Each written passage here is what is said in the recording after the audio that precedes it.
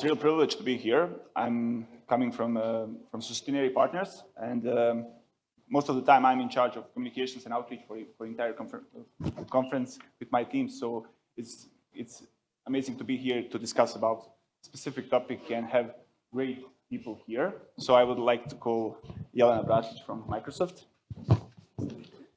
Welcome. Erin Beilhardt from Lufthansa and Navon. Philip Saudi from SAP. And Professor Ernest Vacic he's a professor, long-time strategist, and a long friend of the ESG Adria Summit. So we have a great crew here. We were hoping to have more rain so people don't leave, and hopefully now you'll be here with us for the entire time.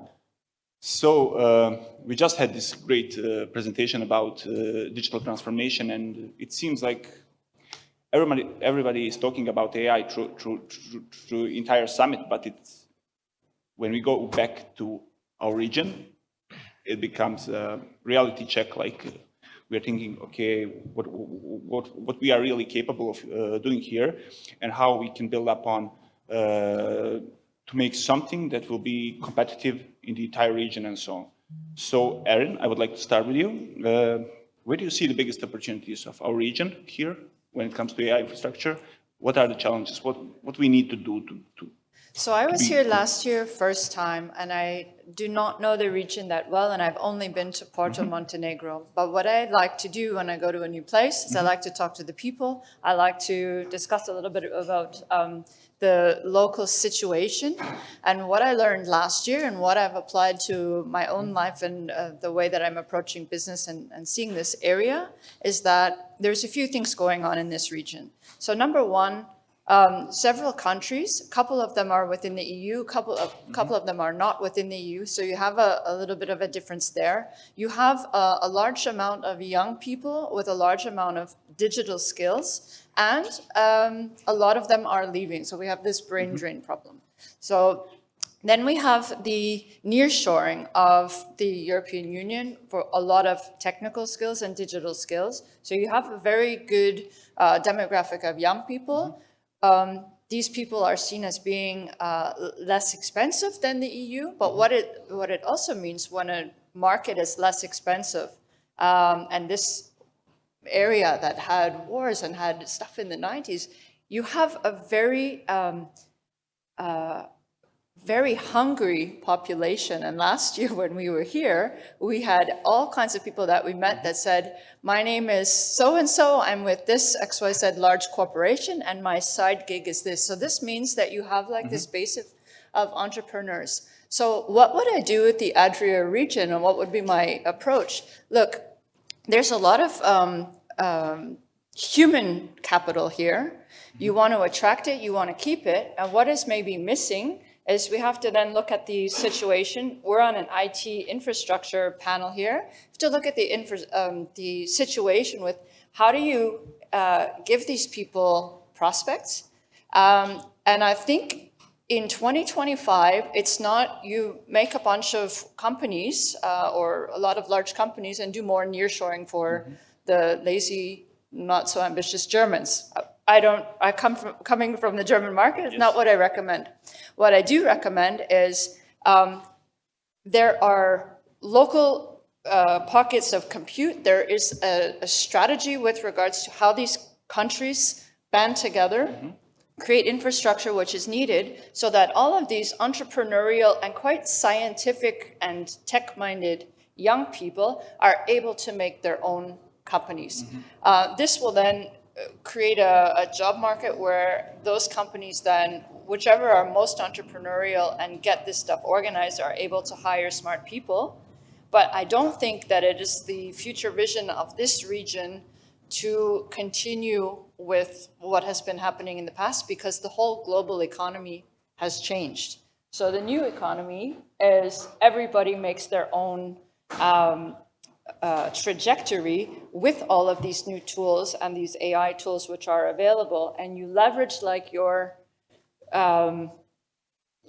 scientists from the olden days of your IT person, you leverage it into computational chemistry, computational biology, and you make the next level of products for humanity. And then you start to pollinate your new millionaires, your new startup ecosystem. And this is what I think that the regulators and the business people should be thinking about. Yes. Jelena, do people in the region consider, you mentioned cybersecurity from your audience questions, so we need to get back to that. Do they take cybersecurity seriously when it comes to AI transformation and everything we talk about? Yes, simple answer, yes, but primarily because of bad experience that we faced in last, let's say, 5 years, and I'm in cybersecurity a little bit deeper in last 5-6 years, and covering whole Adriatic region, and practically each of country faced some kind of bigger incident that was get out to the media. And practically now it is not question should some institution be under attack or under some threat. Here is just question when they will recognize that. And in my country we have election very often, and practically we find out that few months before this, let's say, critical political situation, which is normal, that is normal, that we find out that some big institution was under some bigger risk, and we find out and always make some additional, and people inside start to invite us, let's help us to see what is going on, to put additional layer of monitoring, and good things that even with other vendors we are competition, but when we have some cyber attack, we really think holistically and collaborate and to help each other, because if, for example, someone has problem in Montenegro or in Croatia or in Serbia, this problem will spread out to all the regions. So this is our problem. This is not problem of someone else. And organically, practically, cybersecurity become integral part of each of digital transformation project, and especially now with AI, because and I think this is great message from the previous session that trust is very important in AI ecosystem, and also human touch, because organically Microsoft driving and promoting very hardly Copilot. But, and I think this is good wording, this is Copilot, this is not pilot. Because AI without human touch, with mature people on other side, is just tool, like anything else. And a lot of discussion was related to coding, programmers, and some jobs will disappear. Real good programmers will always be needed for us. This course of 3 months or 6 months or 1 year experience coding, this is not deep dive technical knowledge, this is not university knowledge.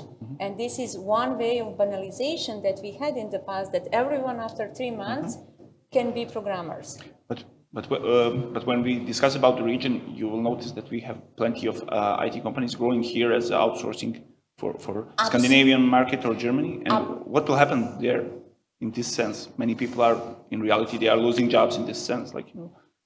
I still think they will not lose job. I think that their job will jump on next level. And people who has not so deep knowledge in IT will lose job. But it has happened everywhere. This is not first time in evolution.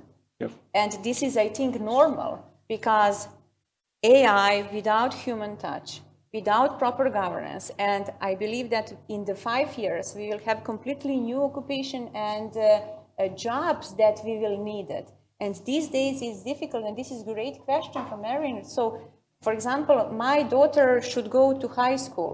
What to advise her?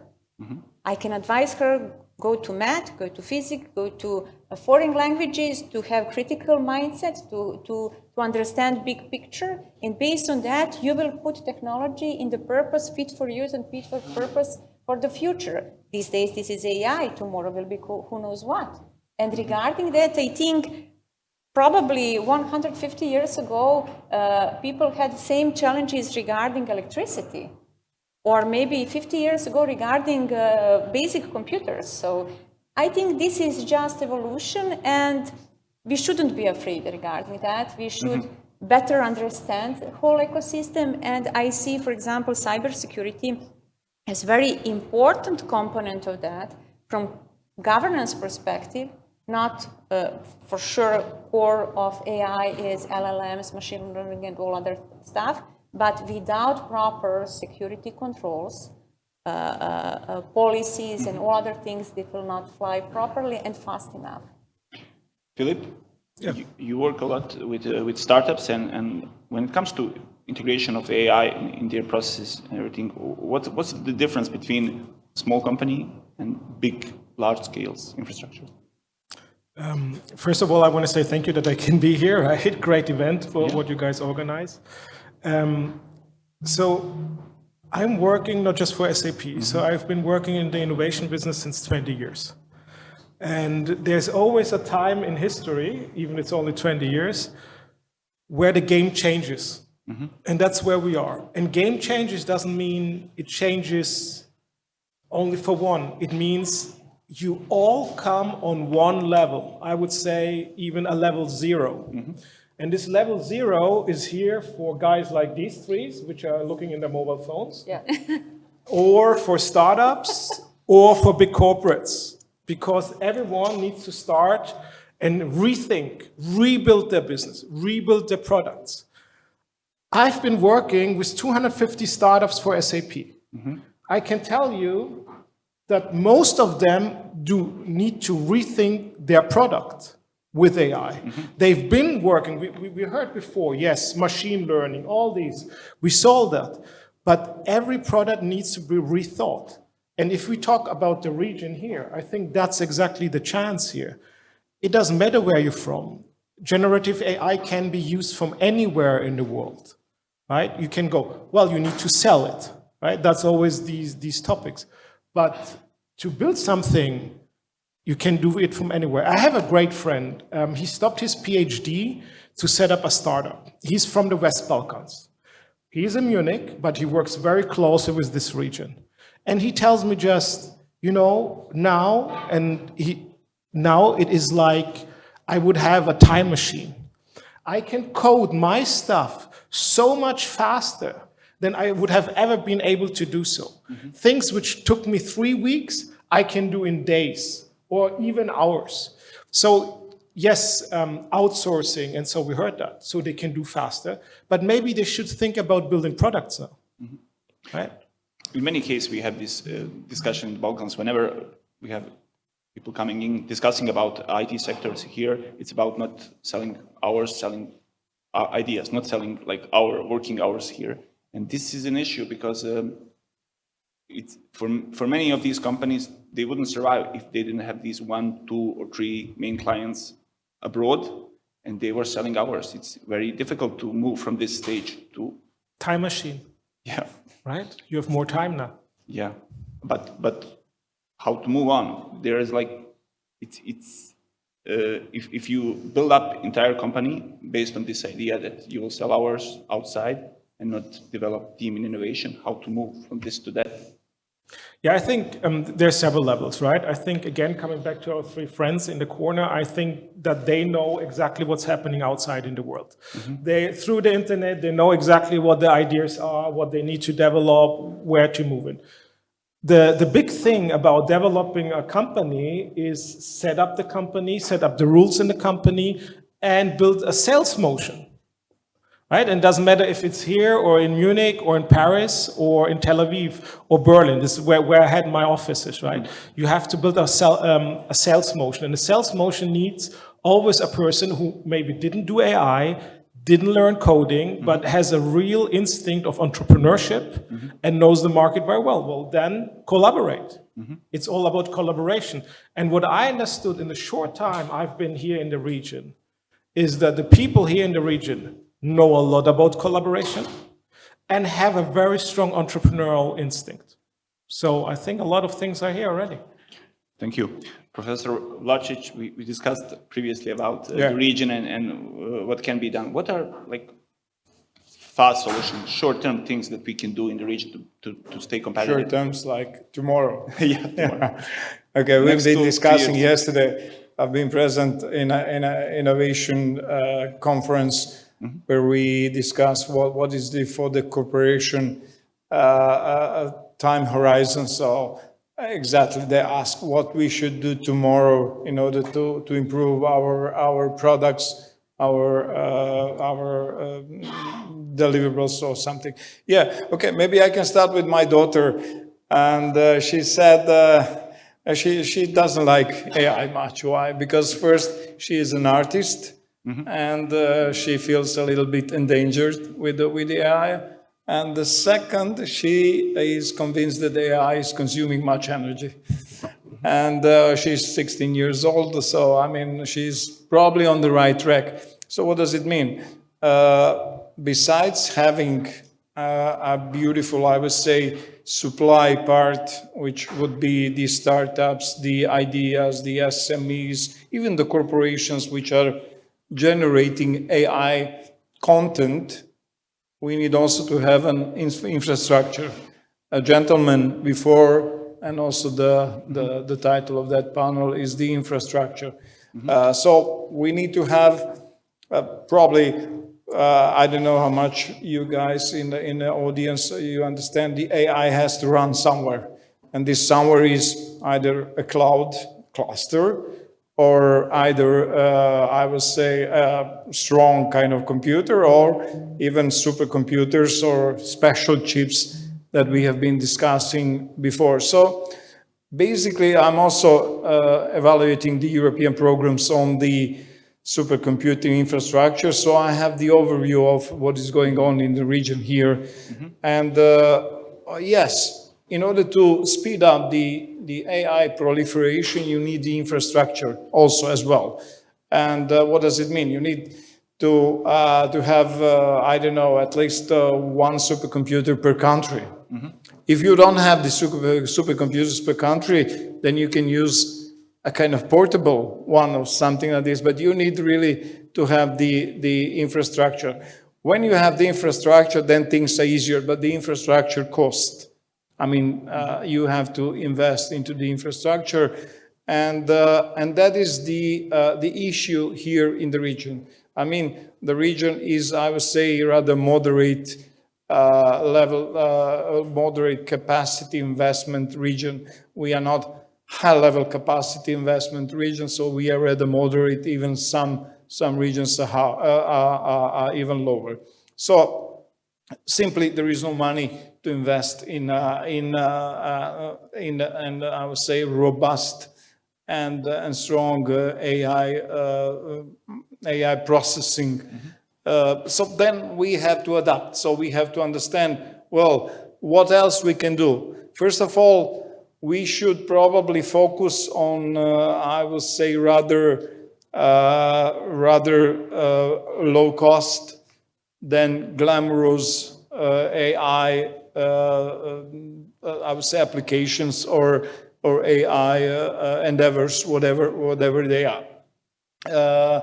Because, I mean, on the other side also, we should boost not only startups that we are seeing, because sometime, and also Vesna has mentioned today, startups as a kind of, you know, a mantra that is running here. We have to also understand that we have the scale-ups, for example, the SMEs that are very capable of producing AI content in certain areas. So which are the areas that really are, I would say, suitable for this region here? Of course, the biotech is one of them. But I do not consider the biotech the big pharma, because I mean, in biotech we have also the agri-tech, then we have the green tech, we have the other technologies that could be practiced or that could be developed here. For example, here in Montenegro, we are living in in a beautiful touristic area. So we can develop solutions, AI solutions, which are based on tourism. I know that after us, we have on the stage a guy who is going to discuss longevity issues. So the longevity is something that is also feasible for AI development. And yeah. Can you just briefly tell me, because people in the audience, international audience, also perceives the region as like Adria region or Balkans or whatever, but in reality, it's a different context. If you compare like Croatia or Serbia when it comes to this, what's your experience? I see the huge difference at the moment is that Croatia is eligible for cohesion funding. And we are talking billions, we are not talking millions. So, and out of these billions, I would say a third of the available funding is going to innovation and to products development and to economy. So then we are developing programs that are stimulating the use of AI, not only in startups, but also in scale-ups. And for example, just to give you an example, just last week, I have evaluated about, I would say, 30 POC proposals provided by the ecosystem. Out of these 30, probably 70% of them are including AI in their development. So 70% of, I would say, 500 proposals are now gearing up to use the AI. The rest of the region, I'm also working with Serbia. Serbia is more or less focused on the really startup scene because a lot of various investment is orbiting around the startup scene.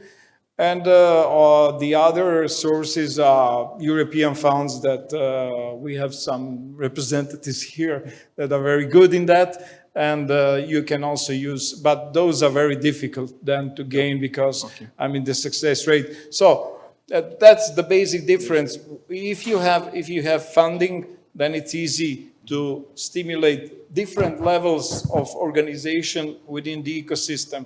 When you don't have funding, then you have to be very picky how to proceed in that sense.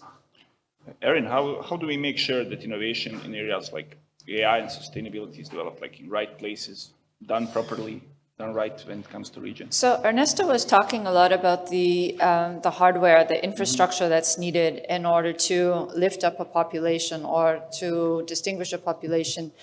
So with the company that I'm advising for, and there's kind of something that I'm very passionate about with Navan, what we've gone into and realized is that all of the infrastructure which might be needed in kind of secondary, tertiary markets is underinvested. And we seem to have like a gap with regards to how are the countries which do not have this classic kind of business model of everybody, we're not Texas in every region and let's throw billions at the problem and let's reactivate nuclear power plants and let's just get this AI shipped and sold to everybody.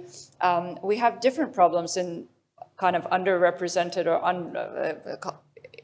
areas with less interest from the big money, from the Blackstones of society. So what do you do in an area like that? So at Navan, we're looking at some underrepresented regions, especially East Africa, looking into building in Kenya and building in Uganda. And we're trying to figure out how do we really de-risk the hardware that's needed. So you get the high-performance computing hardware, but you're able to build it in a much more modular way and start small, which then de-risks the investment. And once you have customers on this small infrastructure, then you can increase it and link it together so that you can build a supercomputer in small chunks as you get investment. So we're doing it in a modular containerized solution. And this is really cool because you are able to put it much more close to where it's needed. So from a practical perspective, if you talk about AI is being thrown around a lot, but not, I don't think everybody understands. Maybe this is a very clever audience and very into it. But AI is I am a mine in the middle of some mountain, and I need to ensure that the people are safe in there. I need to ensure that maybe we're bringing more robotics in, that we know how to find these minerals, that we know how to assess them. We know how to make more money with what we have. So I'm a mining company. So in order to leverage AI in this regard, I'm going to leverage it on how to source for minerals. Do I use drones? Do I fly over? Do I use remote sensing? All of this computer vision, all of these kind of technologies that we need to use have to be kind of triangulated from a data perspective to then give these results. This is a huge amount of data, which I would then, as a private company, collect and then analyze and then say, okay, I am going to make money by going directly there, drilling directly here, etc. Or I have a running mine, and I need to make sure that it has a longevity business plan and that it is a safe place to work and that there's no fumes and that there's no whatever. So I have sensors everywhere, but then I also have edge computing, because if I don't have that, then I don't have a way to connect all of this to analyze and to say, like, look, there's a hazard forming here.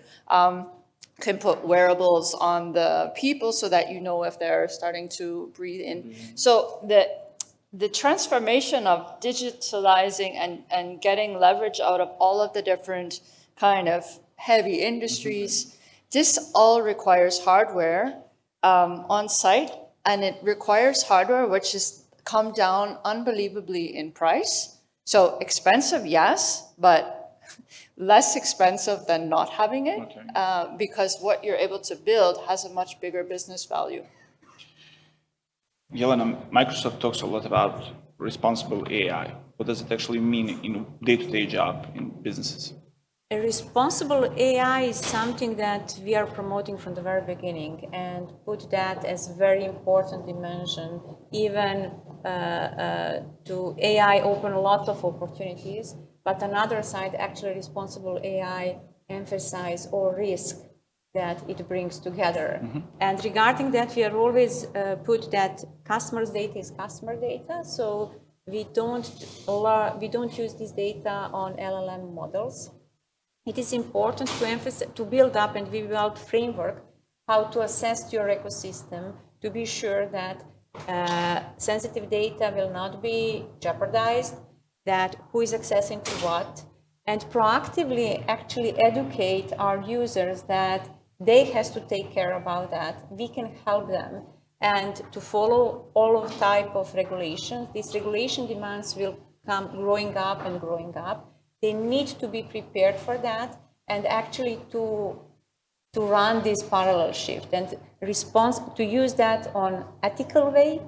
And if you see, and to give mechanism how to control that, not just to say declaratively, we are using that on ethical way, also to have possibility to monitor that inside of your corporation and to be sure that you have mechanism to for correction factor and stuff like that. So, and this is an ongoing process, and for sure scenarios become more and more complex, and we put more and more effort on that. And concretely, I'm pretty engaged on security dimension of that, and security a part of this COVID situation with remote workers and all other things, and there's a lot of threats. This AI, all projects actually significantly help to clean up and organize, let's say, data security layer in each of organization to be ready for AI. Is there a discussion about regulation here in this region when it comes to it? So I think yes. And our region is very colorful in context that we have EU countries, non-EU countries in process of become, but what is good? All region apply EU regulation, but with different, let's say, dynamics of that adoption.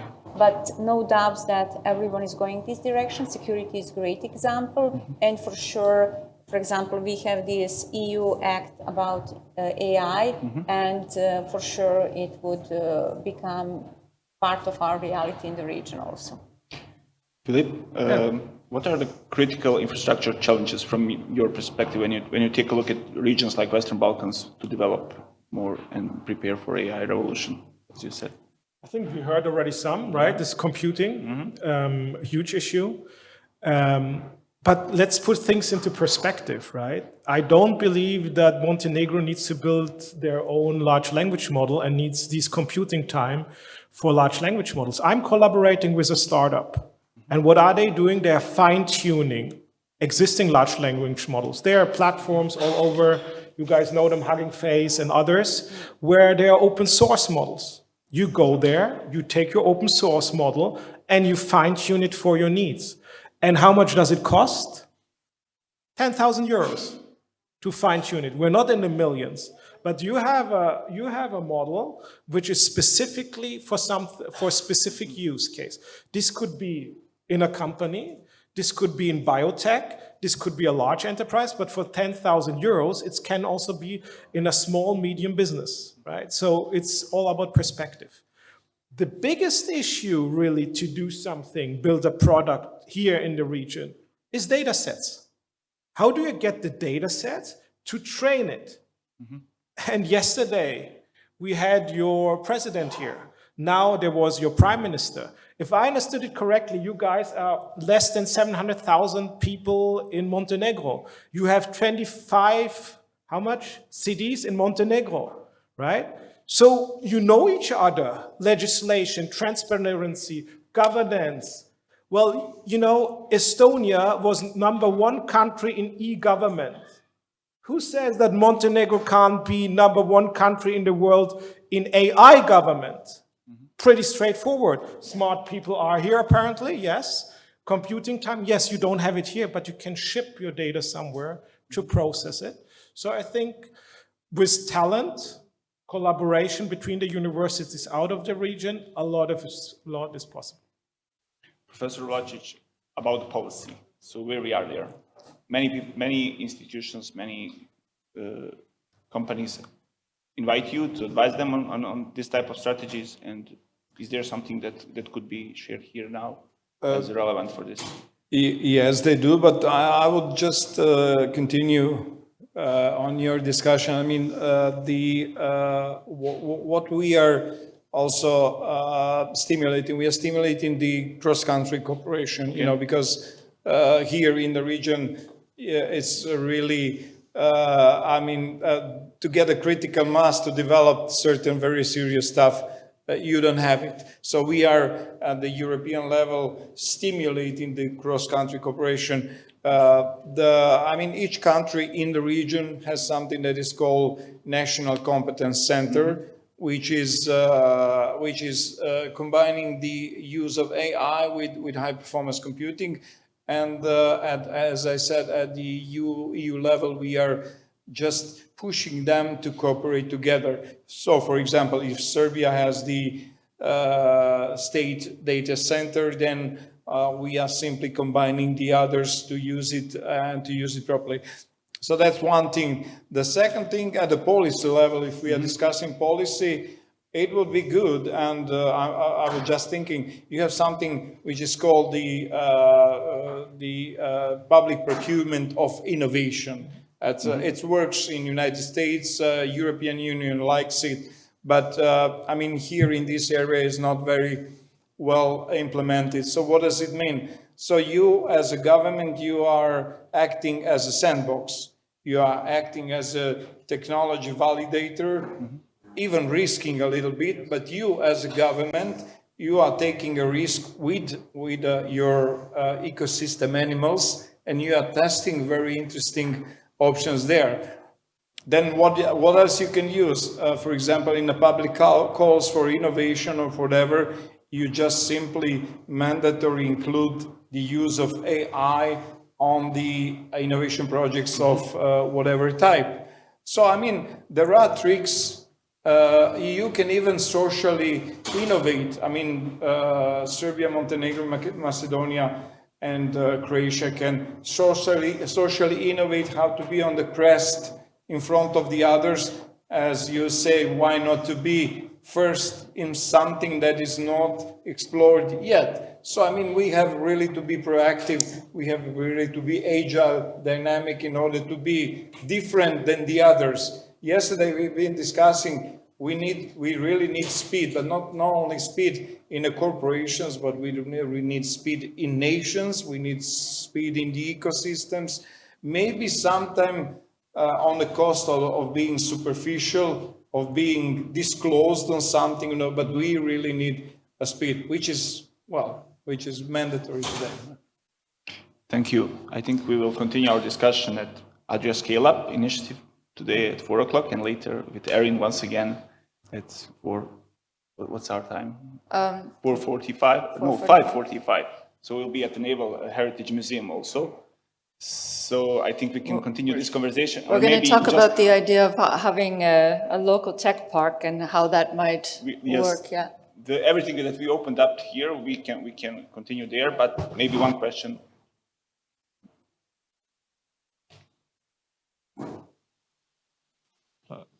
Okay, I will make it short. I just wanted to add that when I was looking at my phone, I was checking for the background of the panelists, and it was so odd to me that none of you has technical background. And it was with economy, something based on your LinkedIn profile. And when I saw Microsoft, I really expected to see something very technical based on Azure and also in other things. You mentioned also Hugging Face, like to fine-tune the models, but if, for example, you are working in a government, like the data are very sensitive, and if you do it locally, you have to have a lot of parameters to train the model, and maybe you will need really huge resources for that. And I don't know, I just expected maybe more examples of, like, when you use, for example, in Kosovo, we have a data center that we use for education. We cooperate with Azure for cloud data that we want, that doesn't have any risk of being exposed to others. But for sensitive data, we have them locally, but we have making, like, flexibility that we use both local and cloud platforms. And I expected to see more of those kind of point of views. Maybe Philip could share something more of this sense based on the partnership with startups. Yeah, so I think it's a very interesting question, and these are exactly these different levels where we need to look into, right? So if you want to be direct, so if you are an SAP customer, you want to work with sensitive data, we just announced our cooperation with Google Cloud. Sorry. But, that's exactly the point, right? So there are institutions like Google, like Azure, like Microsoft, which have their data centers, which are there for governments also, approved. And there's a collaboration going on, right? So SAP will not put up a data center just for AI now. There's the same thing. And that's on every level, from startup to government to military. They need to look which collaborations they need to have, with whom they work, where they put their data in. I absolutely agree. You're talking about data sovereignty and the shift to kind of away from on-prem and then back to personal cloud and private cloud. Is that, or did I understand correctly? Like, my point of view was just like to have examples. What do you suggest based on your experience that we in Western Balkans should invest more? Like, considering all the data that a country with the population that we do have is capable of. So my experience shows that the world has changed. The global world orders are in shift right now. And if you do business with the Chinese hardware and with the American hardware and with all of these companies, there are backdoors in all of it. And the only way to have this data sovereignty is to have your own hardware and to protect it. And this is the reality. This is the reality with regards to cybersecurity. You might need quantum wrappers, post-quantum encryption. The world is changing, and everybody in this region and every other region needs to consider the geopolitical implications of having data of all of its citizens, of all of its financial institutes, of all of its core technologies and IP able to be accessed by others or not. So if you are talking about having your own data stored locally, which then you can use to train your AI model to do your business application, then this is something, if it has a very high IP sensitivity or data sensitivity, that needs to be considered to store locally and then to process locally and to have the local analytics around it and the local insights. Maybe just yeah. Yona to respond for wrap up. Just short comment, yes, for sure. For this forum of brainstorming, we are not able to provide universal, this topic is too complex to provide some universal, let's say, advice that apply for everyone.